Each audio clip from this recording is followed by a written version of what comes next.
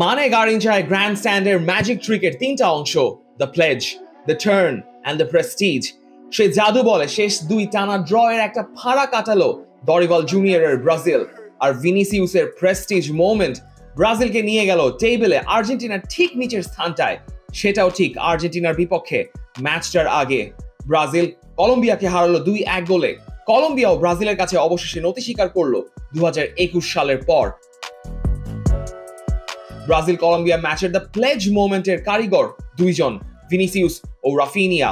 মাদ্রিদের ভিনিকে আটকাতে না পেরে বক্সে ফেলেই দিলেন দানিয়েল মুনোজ, আর প্লেজের বাকি অংশটুকু পূরণ করলেন বার্সেলোনার রাফিনিয়া। ব্লাউগ্রানাদের জার্সি, সেলেসাওদের আবরণ সব রূপে এই মৌসুমের রাফিনিয়া অনবদ্য।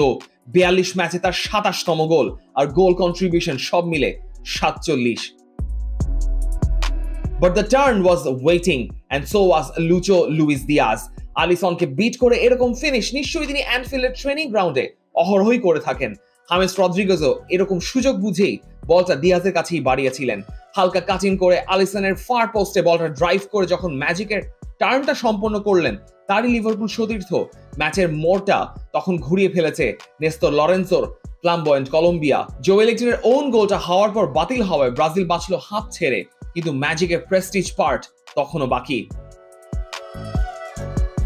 রেফারি আলেক্সিস এরেরার বিভিন্ন সিদ্ধান্ত ও সময় ক্ষেপণে এরই মধ্যে স্টেডিয়ামে প্রচুর বিরক্তি প্রকাশ হয়েছে। আলিসন আর দাভিনসন সানচেজের ইনজুরির কারণে অ্যাডিশনাল টাইমের 9ম মিনিট চলছে। ভিনিসিউস 20 গজের বাইরের বল নিয়ে কাট ইনসাইড করছেন, সামনে আবারও সেই দানিয়েল মুনোজ কাট করে নিলেন শট, সেটা ডিফ্লেক্ট হলো লেরমার মাথায় এবং চলে গেল ভার্গাসের নাগালের বাইরে দিয়ে। The prestige moment is complete. Raphinha ভিনিসিউসের গোলে ব্রাজিল পেয়ে গেল পুরো 3টা পয়েন্টই।